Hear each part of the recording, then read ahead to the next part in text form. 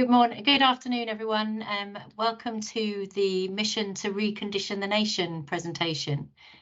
We are 4 colleagues from ESIST and from the East of England NHS England team, and we are going to share with you today what we have achieved last winter in the East of England and the opportunity for everybody to get involved this winter in a national campaign. Amit, I'll start sharing the presentation and I'll hand over to you.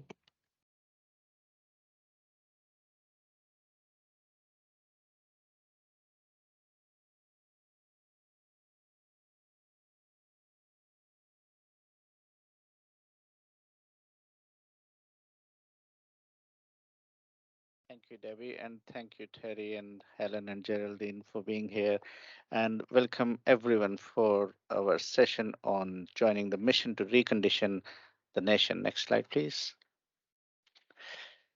So we know that when hospitalized patients are put to bed, they deteriorate. And there is enough evidence that a lot of patients in the hospital beds or in a care home bed, and all those who stay on their own at home waiting for carers, they do not really mobilize enough. And there is also evidence that those people who are highly mobile, they are 13% disabled at discharge as compared to those who have low mobility are 71% disabled on discharge. But to cut a long story short, I think what we're trying to say is that if there is inappropriately prolonged bed rest, it causes harm. Next slide, please. And this slide basically tells you exactly what that harm looks like. So a lot of patients will need more care when they are discharged at home. They reduce their functional abilities when they are in the hospitals. And why does that happen? How does it happen? Until recently, we did not really understand the science behind this. But over the last few years, we kind of have realized that there is a definite science behind it. When I was a young boy, I was told, use it or lose it. I think that probably still stands very true. So what happens when people are resting in their bed or chair? Within the first 24 hours of lying in a trolley in a hospital or in a bed, there is evidence that the muscle power is reduced by 2 to 5%, and the blood volume which flows inside the body can be reduced up to 5%. But within the first 7 days, that becomes much more pronounced, and that then leads to all the changes in the body which lead to reduction in physical, psychological, and functional abilities of any individuals, of most individuals. We now call it deconditioning. And the whole program about this is to reduce the harm caused by decondition. And why did this become so important? Because the pandemic has actually highlighted that a lot of older people got deconditioned, a lot of younger people also got deconditioned because of the necessary restrictions. It is now time that we undo that damage to the best of our abilities. Come on, let us recondition the nation. Next slide, please. So I think I've covered this deconditioning, what it is and how does it start. So next slide, please. And there is also enough evidence that physical activity, and when I say activity, I mean both physical, psychological, and functional abilities and activities. So there is enough evidence that physical activity at any stage may impact the physical function at many stages throughout life to change the trajectory of decline. So even if you are a higher functioning individual and you continue to do physical activity, you change your trajectory of decline. But if you are disabled, then also if you start taking physical activity, you actually make improvements. They may not be as great improvements as if you were a baseline highly functioning individual. Nevertheless, you still improve, which might mean that you can actually walk to the toilet yourself, or which might mean that you can cut your food yourself, or it might mean that you can wash and dress yourself. Small changes make a lot of difference. Next slide, please.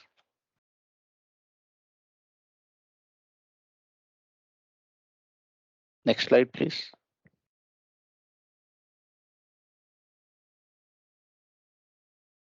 And while this is true for patients who are in the hospital or people who are in a care home or in their own beds, it is also true for people who are waiting for any kind of operations, for example, any dialysis, any surgery, any knee replacement, hip replacement, because there is evidence that those people who are fitter, they are less likely to develop complications. And if they develop complications, they are more likely to recover safer, faster, and better.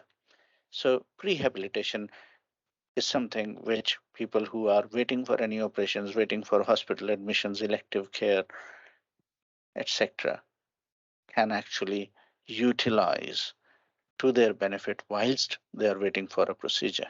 Next slide, please. We also know that it is because of the sheer volume of people needing rehabilitation and the limitations within the workforce and facilities, we probably will never be able to provide rehabilitation for every patient. But self-care is really, really important. And if we provided self-care, if we can educate people, if we can make everyone aware, if everybody plays a role, then I think we will be actually benefiting a lot of our people, a lot of our patients, and a lot of our staff. So next slide, please. So the purpose of this mission to recondition the nation is largely speaking threefold. One is for individual patients. For individual patients, it improves the outcomes, it benefits their lives, it reduces the need for increased health and social care usage. For individual staff members, the purpose is to reduce the moral injury to our staff. What happens? A lot of our staff come to work thinking they will do a great job, and they do a great job. There's no doubt about it. But many of them go home thinking, oh, they could have done better for a variety of reasons, causes moral injury, not good. And the other part of our staff bit is also relates to the well-being of our staff. So that's two. And the third thing is, whilst doing this right thing, whilst having some joy at work, both for patients and staff, I think we are building the health of the nation. And that is so much important. Next slide, please.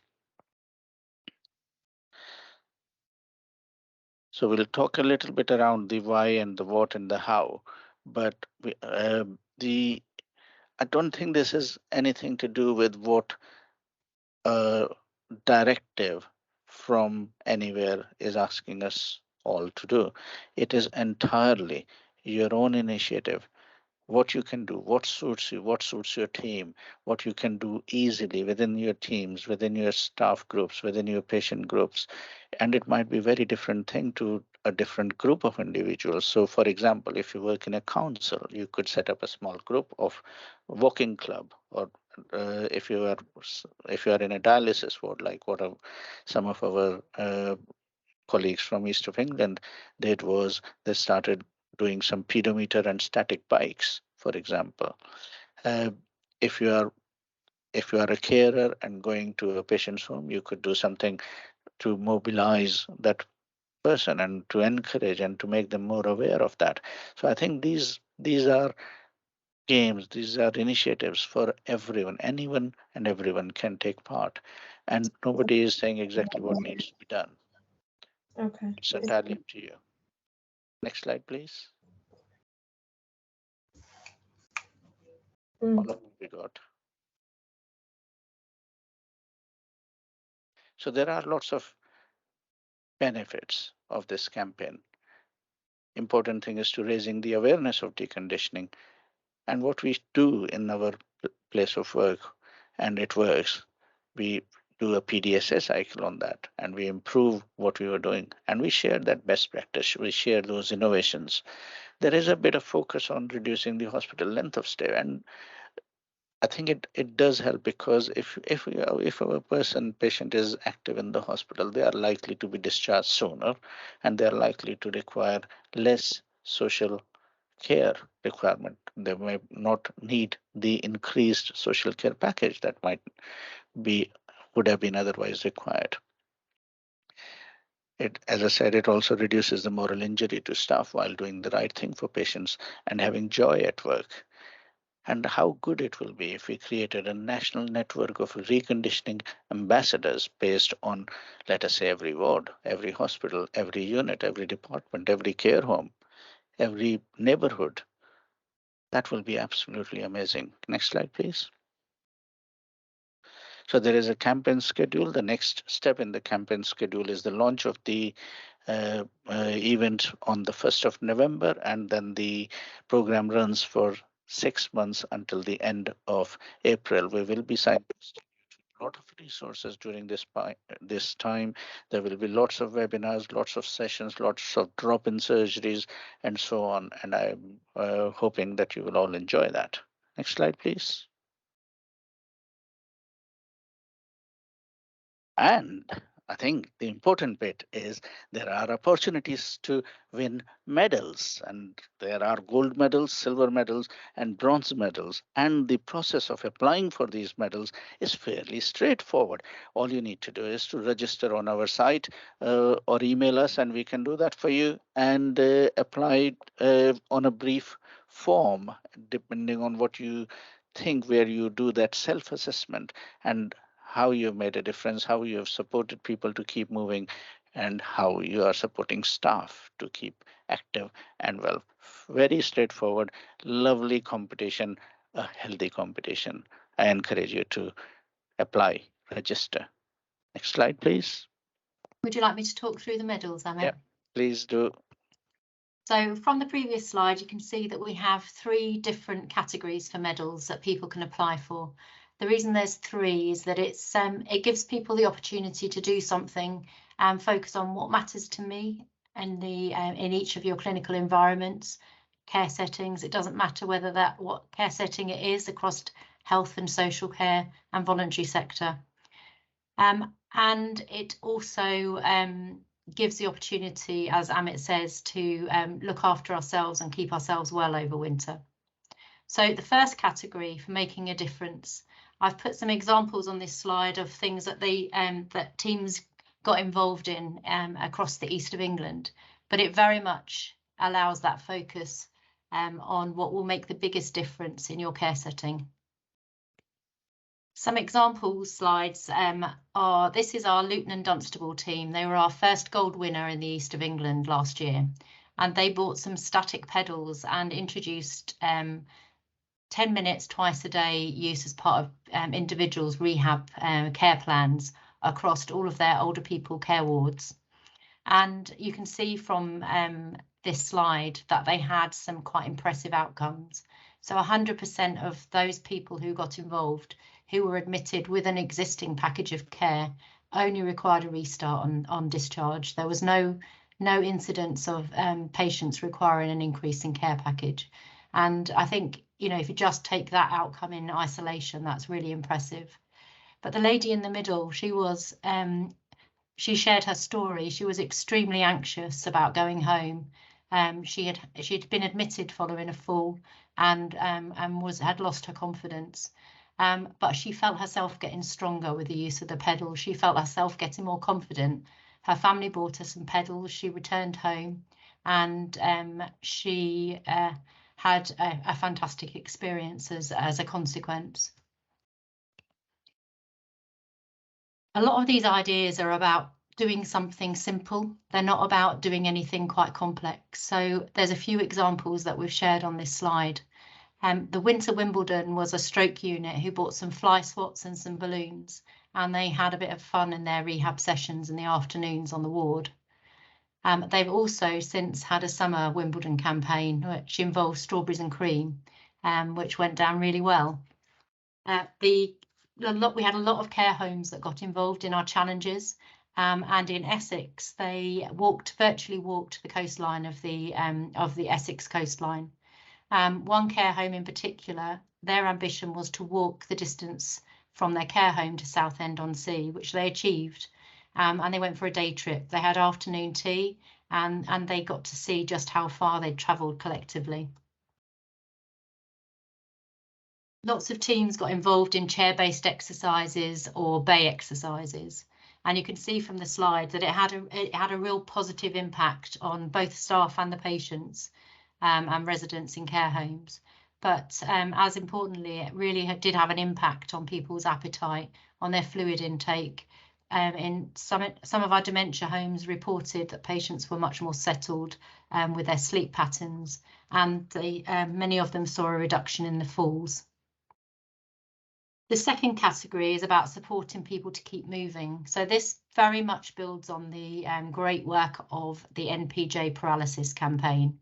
And there's a link on this slide that takes you to some resources from the East of England of activity goals and an SPC chart to allow you to plot the dots. But it very simply encourages teams to measure the number of people who are up and dressed in time for lunch each day, and the number of people who have an activity goal set each day. Teams really embraced this medal category last year, and there was lots of examples where they personalised it also to their individual care settings. So this slide gives a bit of an overview of what people did around setting those activity goals, and those two bubbles at the bottom really do highlight some of the feedback that we got from our patients about the importance of those goal settings. They knew what they had to aim for each day, and patients didn't understand the risk to themselves around deconditioning. And one patient commented that the consultant explained the importance of them getting out of bed and keep moving, a real sign that it was a true MDT approach. The most important part, I think, is about supporting staff to keep active and well. We know how challenging, well, last winter was really challenging, and that pressure hasn't eased for our clinical teams. And this category, again, was really popular. Mr. Motivator supported our launch event last year, and he talked about the importance of looking after ourselves so that we can look after others. And that became a bit of a mantra. So these are a few examples of what teams did, but the most important thing is that it brought teams together. It encouraged kindness and support, team building, and really did focus on well-being of staff. I hand over to you now, Helen. Thanks, Debbie. Hi, everybody. Lovely to be with you this afternoon. So you've heard quite a lot just now around why this has been so powerful, why people want to get involved, and some of the ways in which you can do that with your teams and really encourage the activity in all patients, not just our elderly patients. And just to emphasize and reiterate, having been off sick for 2 weeks with COVID again, the rapid onset of deconditioning in a well person can be quite limiting. So it's really, it's not just for our elderly population, this is for everybody, just to really emphasize the importance, really. So from a quality improvement perspective, some of the ways in which you can utilise these tools and these ideas and start to think about how you might want to measure this to really show what your outcomes have been. And these are some of the suggestions, and most of you will be very familiar with quality improvement methodology and simple acts like the Plan, Do, Study, Act to measure some of the outcomes. And we're certainly not going to be telling you what you should be measuring but we can give you some suggestions about how to do that and take some of the scariness of quality improvement, if you're not used to it, out of it, and just show you how easy it can be. So they are very simple. Really consider what matters to you and your patient group and your client group, and see what's creative and how you want to personalize that in your planning of what you're going to do. And then just really have a look at it, study it, just take notes of what's going on as you're doing it, as you're doing your trial, whether it's going to be for a day or an afternoon even, or whether or not you're going to really bite the bullet and do it for a little bit longer and do a week trial somewhere.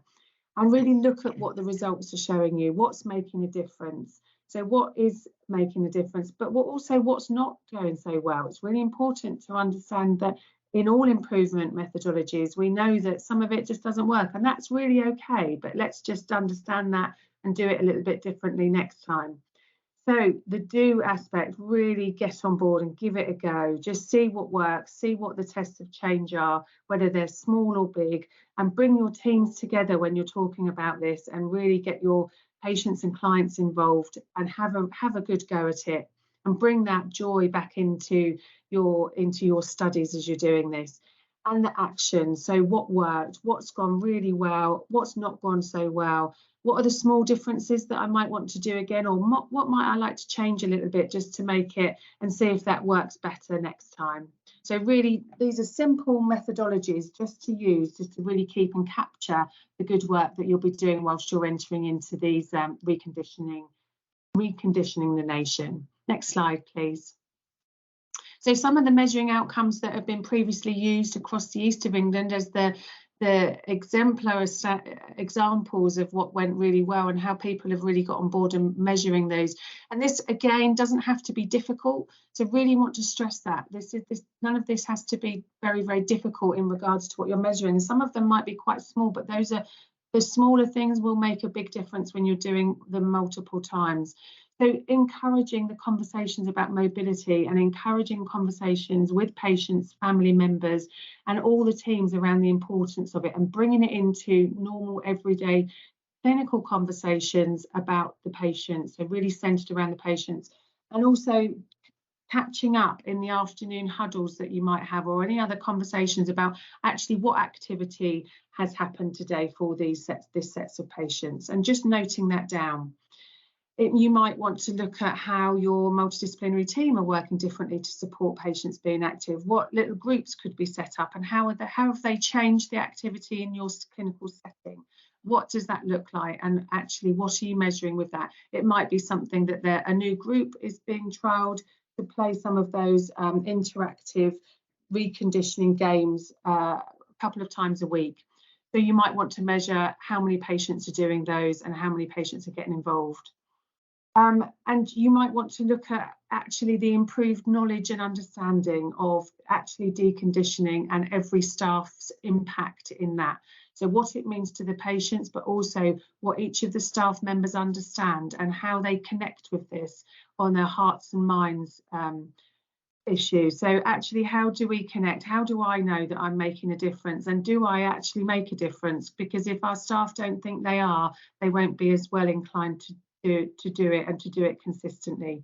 So those are just some of the examples. You will have lots that you might want to consider yourself, and we really encourage you to really think about what it is that your outcomes are going to be and how you might like to look at measuring those. But again, our messages are to keep it simple, don't overcomplicate it. This is really going to be, anyone will be able to do this, and we really urge you to get on board. Thank you, Debbie. Geraldine.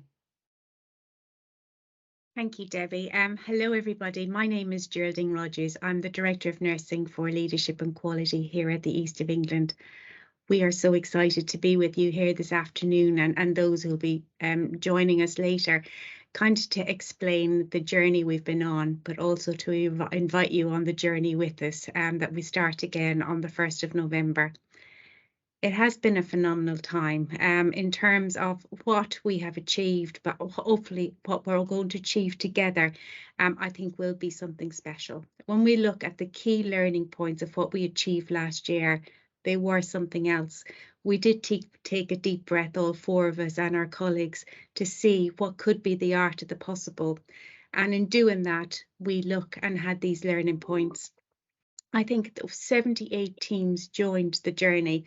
Was more than we ever hoped, but imagine if we can double that, triple that, quadruple that, the more the merrier. It could actually really make a difference to us all this winter.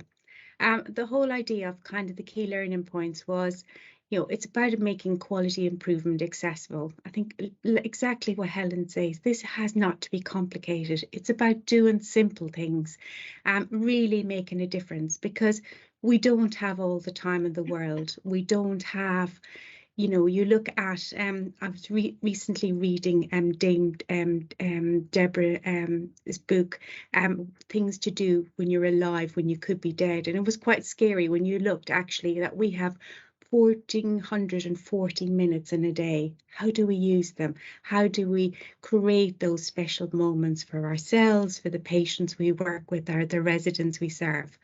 Kind of, so therefore, kind of looking at really the importance of what we need to do and why we need to do it.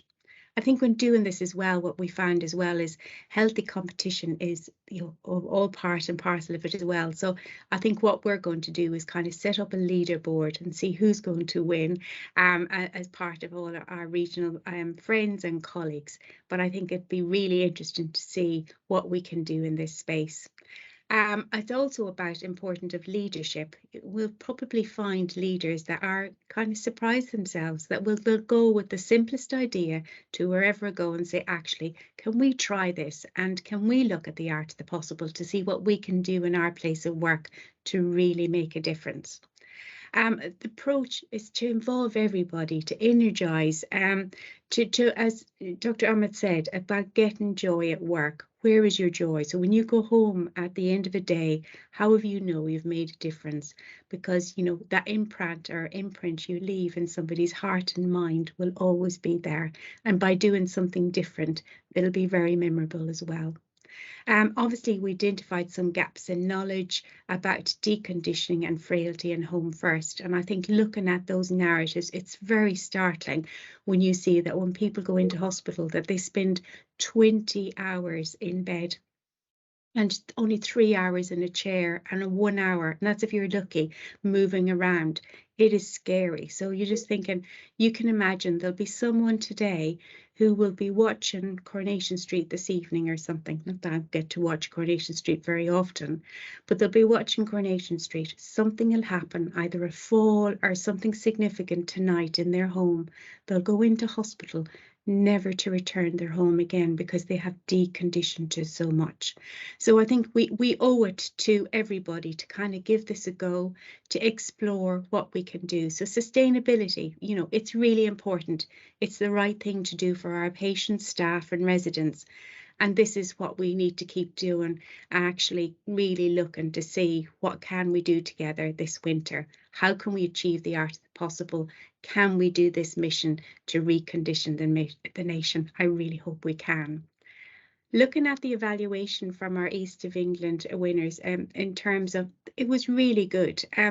People talked about they loved being creative and they loved encouraging rehab. You know, we don't do enough of rehab. We talk about maybe on lower limbs, we probably don't do enough on upper, but yet we need upper to move out of bed, to use the Zimmer frame, get out of a chair, all of those things.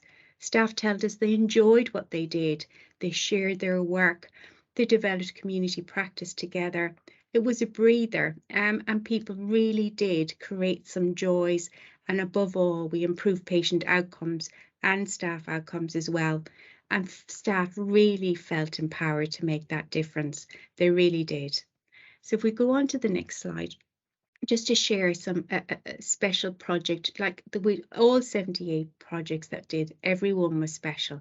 And we just thought we'd just like to highlight this particular one from Northampton General Hospital about what they did. And you can see in terms of the pictures of the joy they gave and received as part of this process. But they were able to like share good communication. You could see really good leadership in what they did, and it was all a team effort. And this is about, you know, working together just to see what you can do. How can you raise awareness and deconditioning on your ward? And because it's really important. If we don't do this, we are kind of creating harm for those, and we don't want to do that. And also this was about, improving length of stay, because ironically, if you can kind of get people to prevent deconditioning, you'll improve length of stay. People will get home sooner and mightn't need, as Debbie said earlier, in terms of that Luton and Dunstable case, the need to have follow-up care at home. So we do the right thing, and they'd get to watch that next episode of Coronation Street again and not have to go into a care home that they had never planned in the first place. So this is like, and those of you who'll be listening to me in terms of care homes, don't get me wrong, care homes are a wonderful place to work in, and I've worked in it myself. But ironically, you want to plan to go there. You won't want to suddenly not to have to go back to your home and not say goodbye to it. You want to do it with the best of intentions and choose your furniture and love things to be with you, around you when you reach there, and not to get to do those things can totally disable you in that process. So that's, I think, come over to me, and then I'm going to go back to Debbie now, but we're going to talk about how you can lead the campaign, and we really hope you can. Debbie. Helen, I think this is your slide. Yeah, thank you. Sorry, we're all a muddle, Geraldine, aren't we? So these are some examples of how you might want to splitting up some of the roles and responsibilities across the campaign. And again, these are suggestions. They're not, we're not here to mandate anything. This is up to you to decide. These are just, but sometimes it's helpful to have a little bit of structure and get some ideas from others. So we consider that there's a role for the region, role for the ICS and ICB, and role for providers. And each of these sections will just highlight some of the things that you might want to consider, and how you might want to network and lead across the campaign as it's going on. And just really, some of this is really about communication and using the networks that you have across all of your areas to really keep these conversations at the forefront and keep these ideas and encourage the idea generation as you're talking to colleagues around how this might work and what the differences you could make as a team and what this might look like. So from the role of the region perspective, it would be great to make sure that you're having these conversations when you're talking about safety and clinical safety in organisations and where you're working, but also around your discharge profiling and what that might look like, and if others have considered doing some of the reconditioning work and whether or not they're in a position to try and do some of these initiatives. Again, with the role of the ICB, championing and being the visible leadership across that, keeping the conversations visible and current, and also putting these into some of the ongoing planning that you do. And then role for the providers, really championing this and being those advocates, and Amit spoke earlier about being the ambassadors for the Reconditioning the Nation mission that we're trying to encourage you all to join us with, and celebrate the successes across all of the environments that you're looking after, however big or small they are. If there are successes and it's caused patients and clients to have a really positive experience, and recondition them, and also spreading the awareness as you go. So please take these, but also add to them, and just take them as an example. But again, just to reiterate, there's many examples that you might want to consider. So these are just a suggestion from us as you get going. Thank you, Helen. And there's just 2 slides here with some support material suggestions that are available. The East of England Winter Deconditioning Games link on the bottom here will take you to all the resources that we've used. And over to you, Geraldine, for the last slide. Okay, I do hope we've kind of perked your interest and that you are ready to join us on this significant journey, because it is one. How would you like to find out more? So there's lots. I think because we've been on the journey already, we really we've done everything for you. So all we need to do is for you to be creative.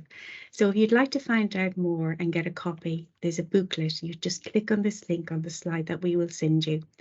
You can take part in the games, just to say complete a very simple form, and again click on that link here and you'll find the form there, and you're able to click up and then you're ready to go. Start talking to your team. Hopefully by us saying all these things, you'll go, I've got an idea, I know what I need to do, or let's get on board to see actually what do we do, and can we beat the East of England? And we're quite competitive as well. So but you know, we're up for the challenge, and I think the more people that can do that, the better. look and see and apply for medals. Like every month we will issue the medals, and you let us know what you want in terms of and what you've done, and we'll share your wonderful stories and your great practice of how you're really making a difference to patient care, patient safety and residents. The email is here to see what you might need to do, and contact links. You're not on your own on this. I know you all want the same as us, but I think it's this together we're better, certainly, and together we can recondition the nation.